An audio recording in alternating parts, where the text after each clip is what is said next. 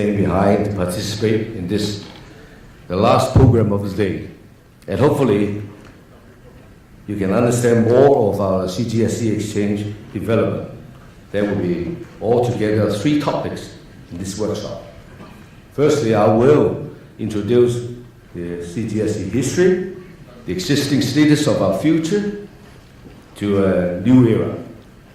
And then it will follow by Mr. Daniel Wu. He is the Senior Vice President of Ping An Commodities. And he will brief you how our future free trade zone vote in Shanghai, and how this vote can facilitate as a bridge to the Asian gold market. Danny, he has been in the bullion business in Shanghai for over 10 years, and a very experienced trader with great knowledge of both domestic and international markets.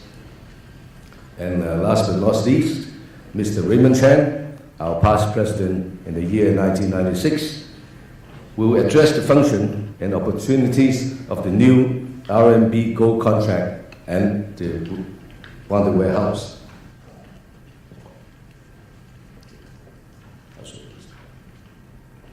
Now, to begin with, the Chinese Gold and Silver Exchange was established in the year 1910. This is the sole exchange recognized by the Hong Kong government as a physical gold and silver trading. Our daily transaction lately values range from 100 billion to 120 billion dollars Hong Kong.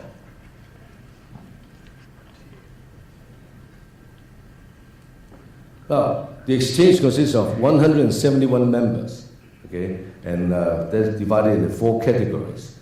First, we have the banks, which includes HSBC, the Bank of China, ICBC Hong Kong, and also we have Hang Seng Bank, and then we have, let me see this one. Thank you. And then Wing Hang Bank is also one of our member. And secondly, it includes jewelry manufacturers such as Chow Tai Fook, well-known Chow Tai Fook, Luk Fook, King Fook, and also Zhou Sheng Sheng, and also TSL. And then, of course, we include bullion dealers and refiners, okay, which include Koreas, okay, and also the 4th categories would be our general investors. And we also, actually, this 171 members are licensed dealers and also licensed brokers. Okay, they are licensed to deal, not licensed to kill. Okay, so they are basically very friendly brokers. Well, we also have 31 accredited refineries members to provide good delivery gold bars and silver bars for trading. Now, ever since China emerges as biggest producer and consumer of gold in the world, Hong Kong has been her major international importer. For the past 5 years, an average of 700 to 1,000 tons of gold per year was shipped via us to China. With the growth of the efficiency of Shanghai Gold Exchange and its international board, China has played a very important key role in the worldwide gold market. Now, in December 2012, President Xi Jinping positioned Shanghai as relying on Hong Kong, serving the mainland and facing the world. Since then, the development has expanded from financial services to other areas. And under China's 12th five-year plan, Shanghai aims to become a demonstration zone of innovative services and eventually a leading service hub in the Asia-Pacific region. And in spring 2015, Shanghai was designated as part of the free trade zone in Guangdong, signifying its pioneering position in China economic reform. CGSE officially set up Shenzhen Shanghai Chinese Gold and Silver Exchange Society Company Limited in Shanghai, leading more than 68 members companies to start their business in Shanghai Free Trade Zone. An office was established in the unit of Shanghai Enterprise Dream Park. Now, our mission in the new era, Shenzhen, just as the border of Hong Kong and China, a 1 hour economic region, in the biggest jewelry production center in China. Some of you may not know, there are 3,000 jewelry manufacturers in Shenzhen itself, serving 70% of the jewelry retail in China. CGSE plans to build a bonded warehouse at the Free Trade Zone of Shanghai to accommodate 1,500 tons of precious metal, a key and significant build-up to facilitate the smooth corridor from producers, bullion banks, international refineries, to jewelers, manufacturers, and traders. We have vision and missions to serve Asia Pacific and China precious metal industry, bringing us together for a one belt, one road, realistic, practical, and efficient hub of worldwide gold industry. Before I go on, I'd like to thank SBMA for organizing this conference, bringing us our fellowship in the industry here. Thank you, Albert. Thank you, and thank SBMA. Now, let me pass the microphone to Danny Wu, the bridge of the corridor. Thank you.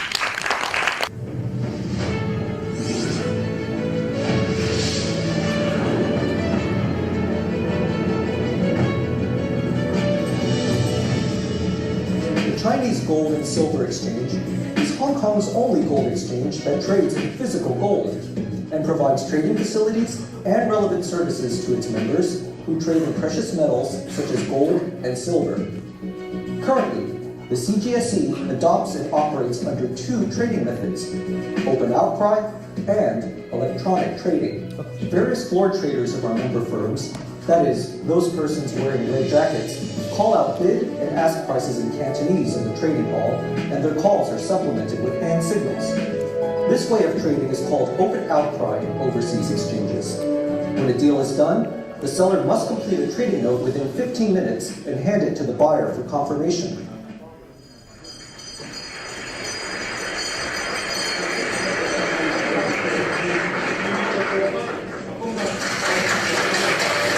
The CGSE's open outcry method also has a unique feature.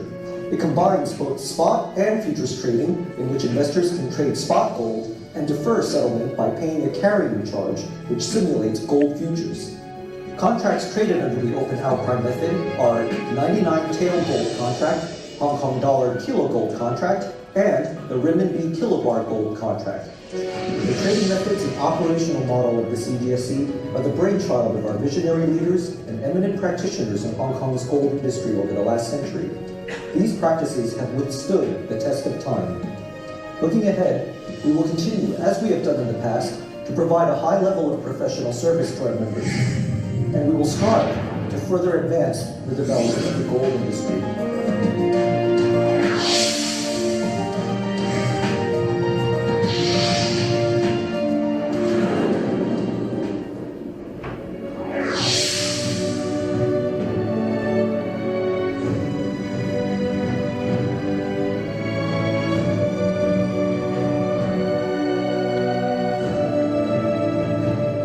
我这次到深圳，这是第一站大理这里中央决定做这个前海深港现代服务业合作区，作用就是进一步促进这个粤港深港的这种合合作，将是深圳发展的一个新契机，一个新规律。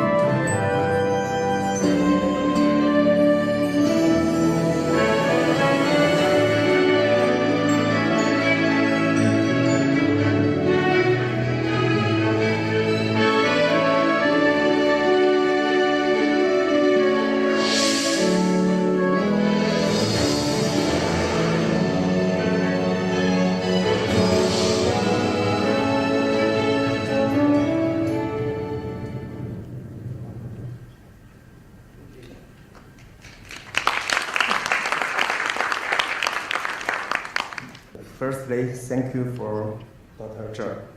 Good afternoon, everyone. I think I will be the only speaker who speaks in Chinese for the presentation here because of my poor English. 各位好，很荣幸今天为大家介绍一下香港经营贸易场前海项目的一些基本情况。在此之前，我想先用几张简单的 PPT 为大家描述一下中国黄金市场的一些现状。我把它概括为3个市场和3个交易所。我们首先来看一下第一张 PPT。3个交易所，目前中国有3个黄金交易场所，2个在境内，分别是上海黄金交易所和上海期货交易所，还有一个就是在境外的香港经营业贸易场。其中，上海黄金交易所和香港经营业贸易场主要司职现货交易，而上海期货交易所则主要经营黄金期货合约的交易。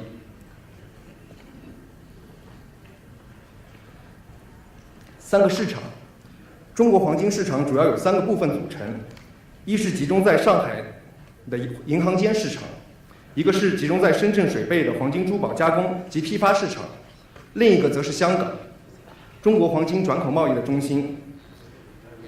首先来说一下上海的这个银行间市场。由于上海黄金交易所及上海期货交易所所在地，上海集中了众多国内银行总行的交易部门，他们每年通过交易所场内或 OTC 交易进行的交易，分别占到上海黄金交易所整个交易量的70%及上海期货交易所整个交易量的40%。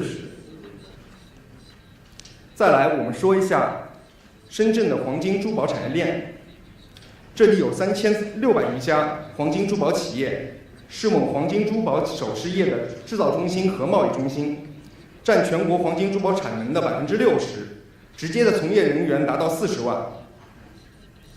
最后是香港，香港是上海周边最大的黄金转运中心，每年占中国黄金实物进口总量的70%到80%。2016年，香港对中国黄金进出口约771公吨，大约占到整个中国市场需求的1/3。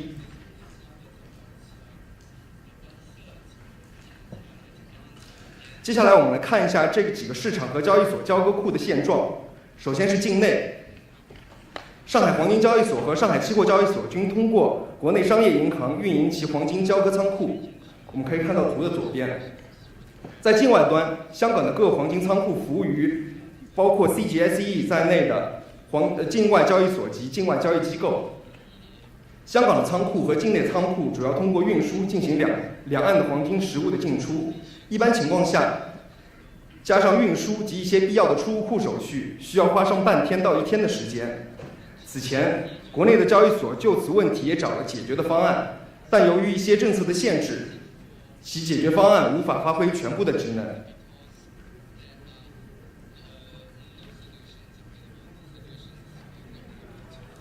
所以在这样的背景下，香港经营贸易场前海项目应运而生。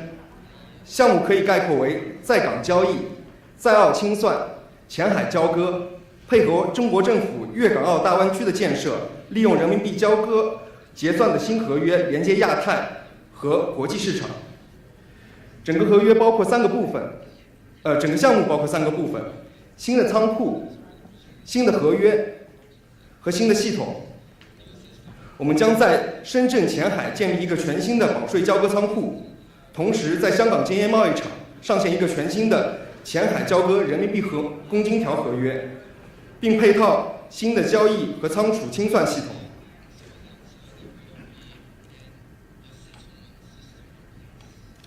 前海项目的设计思路围绕便捷、高效、安全进行。项目建成后，将为客户提供包括仓储物流、离岸金融、实物检验及保险保价等一站式服务。前海保税仓库也将作为一个仓储物流平台，预留与境内外交易所、机构客户及其他仓储物流公司对接的一个区域和接口。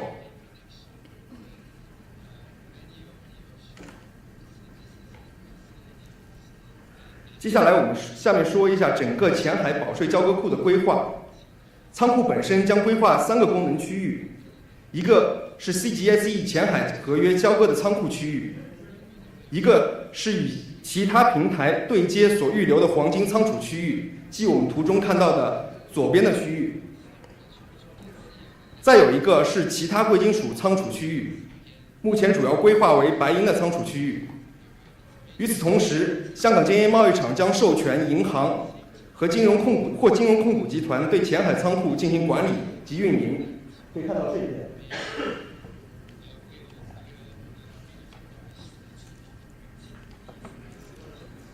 项目建成后，我们将大大缩短香港到中国大陆的最后50公里所产生的运输时间，达到各仓储区域之间 T+0的转换效率。对内服务于交易所、银行及黄金产业链企业，对外则服务于境外机构、境外交易所，并与境外的其他仓库进行对接。这是我们建成后的一个结构图。最后，我们再来简单的介绍一下项目中新合约的设计。我将新合约用5个关键词来进行描述。新的合约交易的标的是公金条，它是实时交割交易的一个合约，同时它的交割物需要满足 APPMC 和 SGE 的交割标准，它是人民币计价的一个合约。同时在交易的过程中，客户可以通过平台实现前后2期的交易。为了方便连通中国大陆与境外，合约的设计的重点则是这张 PPT 的右边。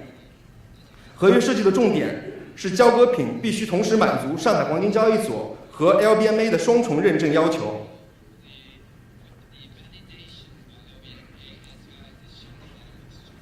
最后我们来看一下整个项目的时间表。第一阶段，我们将启用一个临时仓库作为整个项目的过渡期，同时配合新的交易和仓储系统的上线。第二阶段将完成与境内、境外相关体系的对接，包括之前所提到的交易所、其他仓储体系等。同时，我们会配套一个接口系统进行上线。第三阶段则是仓库主体建设的完成。随着仓库主体建设的完成，同时我们对这个仓储系统进行进一步的升级改造，最终整个项目上线。前海项目大致的情况基本是这样，谢谢大家。Opportunities of Shanghai. There will be, other than just the bonded warehouse, I will start with a contract. This contract is an offshore RMB, we call CNH, and it will be traded in Hong Kong with custodian outside China. There is this major market in the world called London, US dollar per ounce, the biggest one in the world.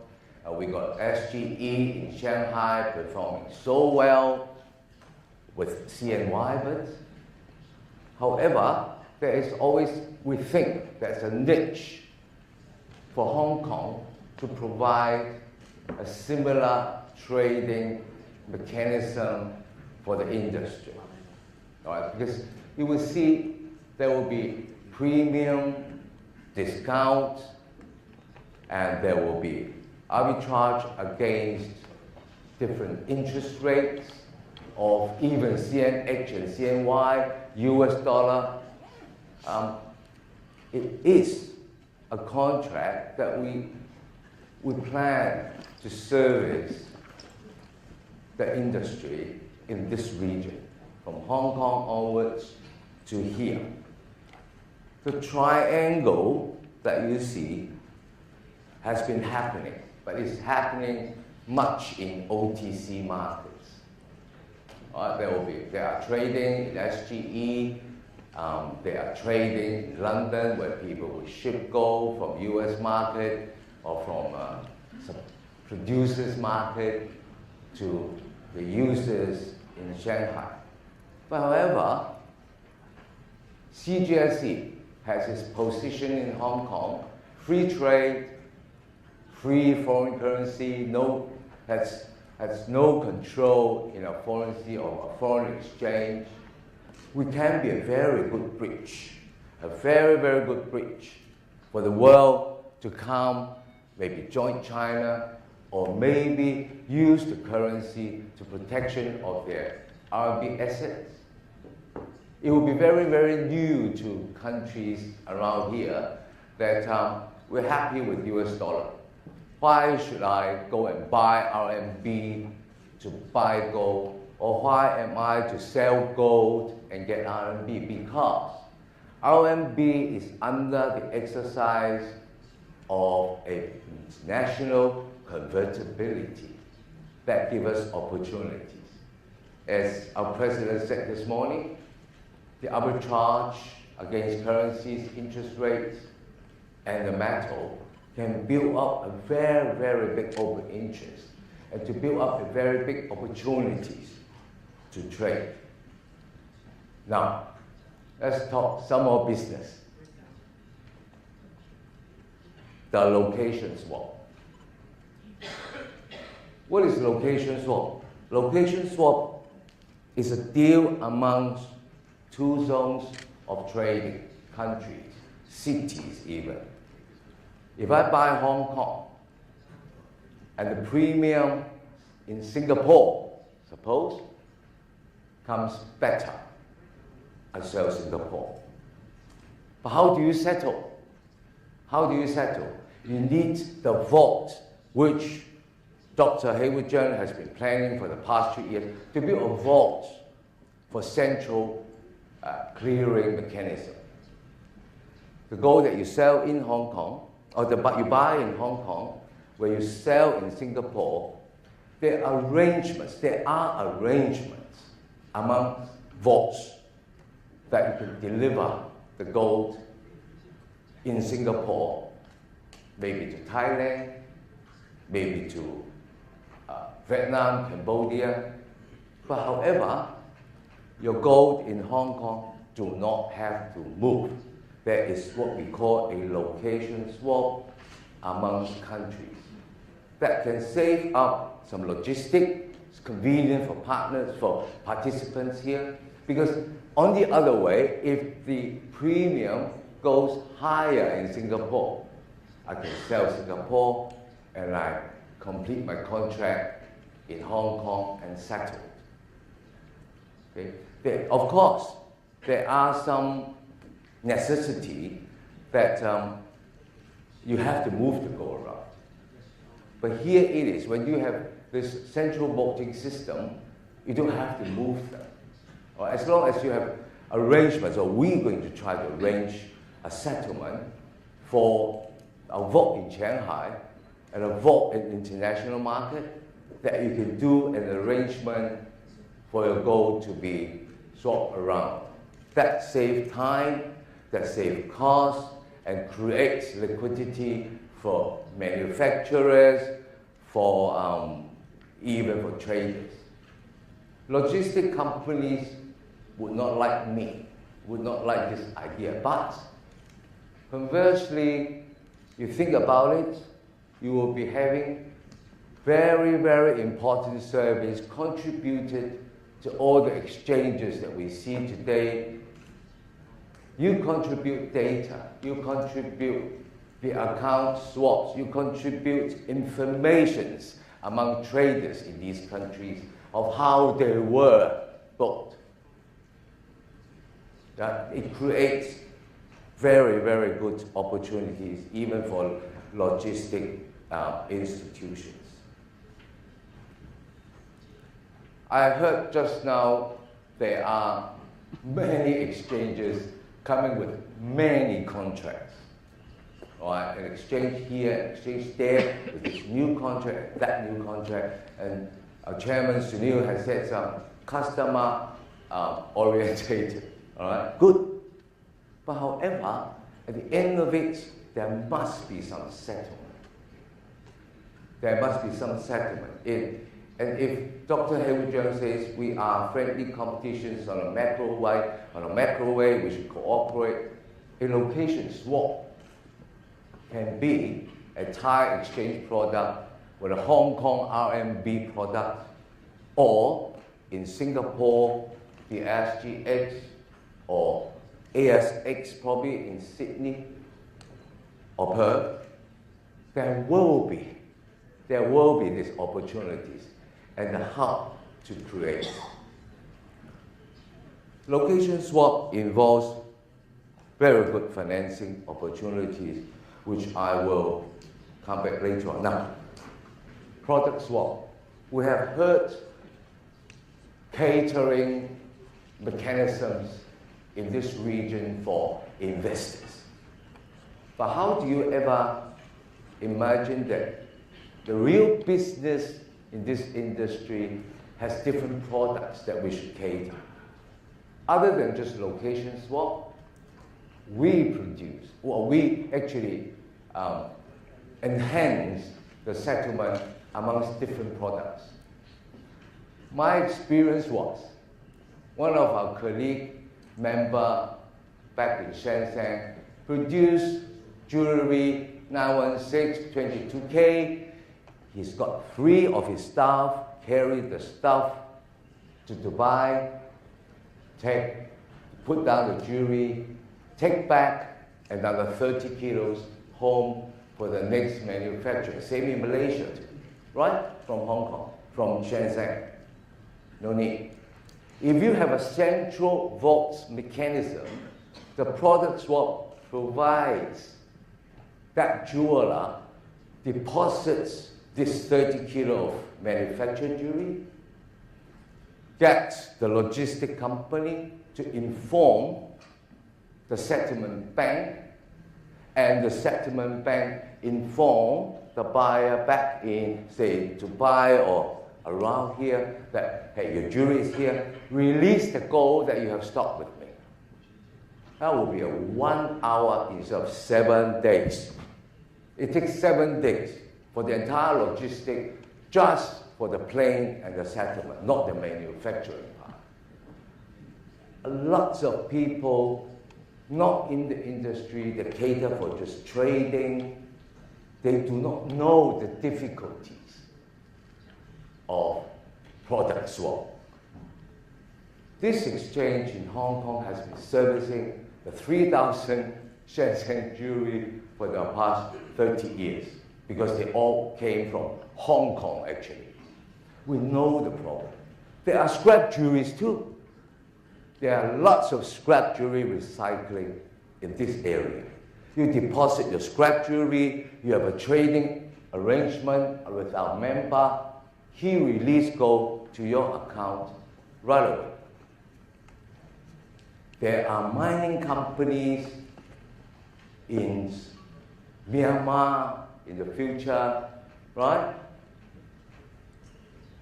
You don't have a refinery, you don't have an LPMA status, how are you going to get cash? Deposit your doré. You have arrangement first with one of our members You deposit your dollar in the vault here. The logistic company will inform the settlement bank and our member, release you gold, release you cash. Of course, there will be cost of financing, there will be cost of refining, but there's cash there, 1 hour. So there are products that need to be quickly handled in this region, right? And it's not going to be just manual anymore that you carry. I've seen so many, especially some airlines that fly frequently between Hong Kong and this region. There are people carrying, because you can't check in, right? You cannot check in 30 kilos of gold and let them in there and put priority. They carry them. True. It's not what I say, it's what I've done in my survey and my experience with these comrades. That it enhanced refining industry, jewelry manufacturing industry, jewelry wholesalers, jewelry retailers, recycling of scraps. It's all there. Under this vault, this ceiling that you can trade. Location, product, financing, interesting. This platform with the new settlement mechanism means the vault, the bank, and the members trading. We have one scheme or one motto that we're to bring about is transaction banking. We've got great bankers here. The implementation of a physical exchange is where's the gold, where's the money, how you settle, and when you settle. T+2, T+0, what do you do with it? This exchange, CGSE from Hong Kong, cater for transaction banking records real time. You buy, your account has debited your RMB, and you have deposited gold, you sold, your gold account is debited, and you have cash, real time. Transaction banking in the world is getting very, very important for the sake of KYC, for the sake of AML, for the sake of anti-terrorism. We're going to provide that. We're going to provide something that maybe other exchange has not tried to cater for. We want to do that because, you see, it's so much different kind of gold trading here in the region. Funny thing, we make it very, very simple. Gold, cash, liquidity. The financing opportunities that can come in are interest spread from different and demand and supply of clientele. In China, there are funny premiums and there are funny discounts because demand and supply, because of monetary control. Hong Kong tends to be a free port for the past 50 years after the Second World War, as I remember. We have free import, we have free export, we can convert US dollar to Hong Kong dollars, to RMB with this big pool of 900 billion available for financing, for your interest spread. The financing opportunities or requirements from B, which is location swap, is I sell Hong Kong, I should have get cash in Hong Kong, but my delivery point is in Singapore. There will be a swap point that you have to pay for the financial. The financial could be banks, of course, but the members of this exchange has been doing bullion financing for the past of their life. They know how to finance you. Location swaps, premium discount, that instead of moving the gold over, there will be transport, insurance, banking requirements, we have a price for you. That you can get cash or gold in either region. Product swap, of course, there's financial requirements. Of course, there are financial requirements. There are different products that needs to be delivered, or probably the scrap coming back to the refinery. It has to be refined. It has to be financed. That creates financing opportunities. Again, our members of the exchange, many of them are refineries, and many of the guests here are refineries too. That will be how you should come in and join us and support the entire logistic and settlement. Bridging finance in the industry does actually facilitate a vertical integration. Now, ladies and gentlemen, very simple. I said 4 opportunities here, very simple. Trading in RMB, immense opportunities. The location swap, where movement of stocks will facilitate all the exchange that mentioned to you this afternoon about products and contracts. They need a good settlement mechanism. And here we've built one in Shanghai. And we want to have alliance with other custodians, other vaults in the region to bring us together. We are doing one business only. Don't complicate it. We're just doing gold business. Different contracts, different currencies. Sure, different customers need, right?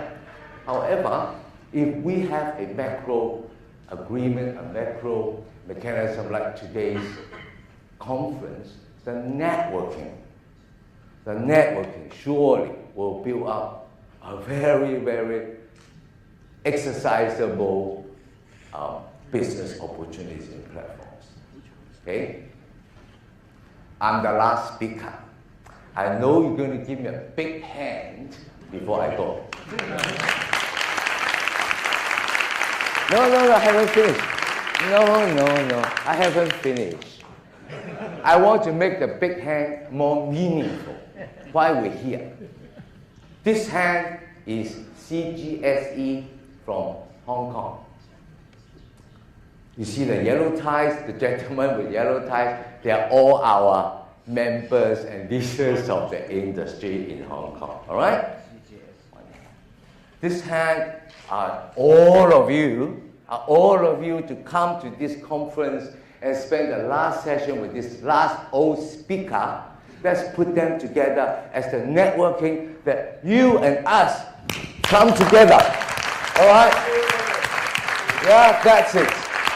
Albert, thank you. Good evening. I think we have a very, very long day, and you agree with us that it's a very exhausting, but I guess it's a very fruitful day. This morning we walked through the whole mental process of why gold is and its relevancy. We examined the ecosystem development, and here I'm not going to take over John, but I just cannot resist to put this into context with what the CGSE is talking about. That because last night when Raymond said, Albert, tomorrow after our session, can you help us to conclude and also help us to do this Q&A session? So I was sitting down and think that we shall conclude in the aspect of what we are doing today. I mean, why we come so far to sitting down here with this workshop is because we have looked at what Philip Kevitt has talked about this morning, the globalization and the interconnectivity of markets. First thing coming to my mind was this growing interconnectivity and trading. I think it is also the reason why we are all here today, because nobody has put this theme before, and we dare to put it or bring it together of all the stakeholders here in the rooms. The global gold market are very interlinked. If I actually have to go back to the day one of the development of the global market, you heard about South Africa, which used to be the #1 producer in the world. And the gold, which have been mined from South Africa, doesn't actually consume in South Africa. It needs to be refined. And unfortunately, there isn't enough refinery facility there. And so it has to ship to Switzerland. The gold being refined in Switzerland, either they store there or they actually now, and at that time, ship to London. And then find its customer through trading, either investor or big high network or even central bank. And at the same time, we have the US as a price discovery center. The gold market is already interconnected when it started. I coined a word early on. This is the Western Gold Quadrangle. The South Africa, the Switzerland, the London, and New York, this quadrangle. But it's become history because we are losing one leg. South Africa no longer is the biggest producer. It's now overtaken by China. And then when China built up the demand because of the improvement or the open economy improved the middle class, well accumulated, people start to buy more gold, and the Shanghai Gold Exchange put the infrastructure together, and now we have a very big China market.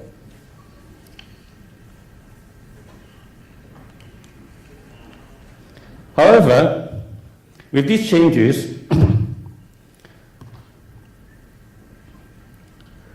we also need to look into how this market connect together.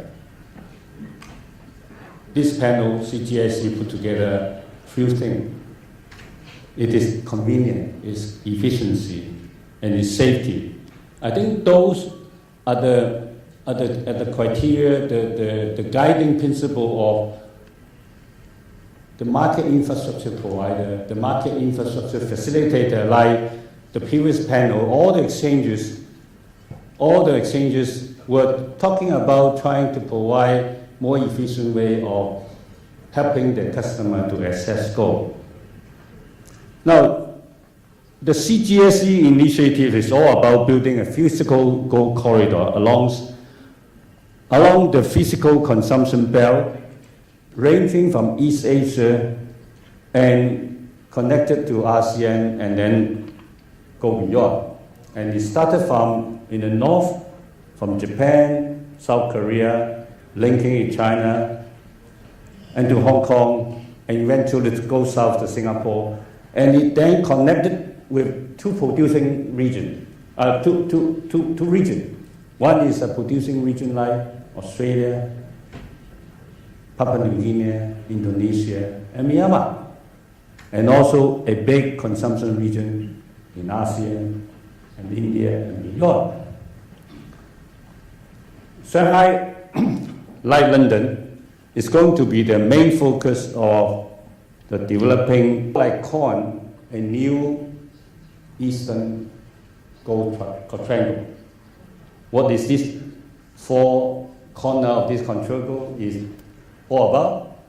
We have Shanghai as the major focus of the Eastern Quadrangle, and we have Hong Kong, and now with the interrelated with Shanghai and Macau, that will become another corner of the quadrangle. It goes south to connect to Singapore and ASEAN. You need another leg, another production leg. Production leg is from Australia. Australia want to connect themselves to the consumption country. So this, I would say that this is an emerging Eastern Gold Quadrangle. And all these is in the name of building more effective, efficient market infrastructures. I think the CGSE Shanghai project is a step in the right direction, which enhances this infrastructure building process and also our ecosystem in this Eastern Gold Quadrangle. SBMA is in support of the Shanghai project, and we'll study how we can collaborate together to extend the physical gold corridor further to Singapore and to the rest of ASEAN and beyond. With this, we would like to build a closer relationship, and we'd like to sign an MOU with CGSE on closer collaboration, on looking into all these opportunities in front of us, interconnected, all various markets together. A question for Mr. Raymond Chan regarding the quality swaps or the product swaps. When it comes to accepting jewellery or scrap or doré, how will you quickly be able to assess the fineness of the gold that you have been accepting? Before a jeweler deals with his counterparty, there are already trade arrangements. It must be. That's why I say that networking is very important. A jeweler in China should have a very good connection with his buyer in the Middle East or in Malaysia or here. They should have an arrangement first. There must be trust amongst each other. There are, of course, specs of jewelry quality or the specs of the scrap or even the doré. That will be actually inside or between themselves. It's not going to be open to everybody that's never been trading with our members and started like I'm selling you a scrap I just delivered to your vault somewhere, and it's going to be no. There are long or relationships, there are things they have done together, but today this facilitates their settlement. You see what I mean? Yeah, no, that's very clear, thank you. I think this is regarding the presentation that was made in Chinese. My Chinese isn't great. But I did notice that there was on the slide, written very helpfully in English, there was for the completion of the vault is made, that there'll be a blockchain technology enabled. There we go back one more, number 18. No, 18, that's 16. Go. Is it this one? No, 18, that's 16. 18. Okay, one more. Okay, there. So you look at that box there that says blockchain for 2019. Can you explain, or can somebody explain in English perhaps, how the blockchain is going to be used within this Shanghai Bond project? 仓库就那个 blockchain。这个2019年你们2019年最后下面有什么计划呢？那个是blockchain 这边是这样考虑的，因为这2年其实那个区块链技术也比较应用的比较频繁，然后随着时间的推移，应该这个技术的成熟应该是在后2年。那对于仓储，我们一直是认为区块链技术应用于实物的仓储，特别是物联网这一块，它的应用价值会大于货币这一块。所以说，我们想在19年前后渐渐的引入区块链技术，去完善我们的仓储的体系，大致是这样一个概念。现在有没有这个技术？区块链技术本身现在是有了，但是在我们的体系当中还没有应用它。Okay. I guess I have to translate a little bit. This is planned for 2019, and we believe that blockchain technology by that time will be much more mature and more usable. And this is in the plan that they will look into blockchain technology to help them to make the whole process more more safer and also much more efficient. And it is in their plan to introduce blockchain technology into this whole system. Am I right?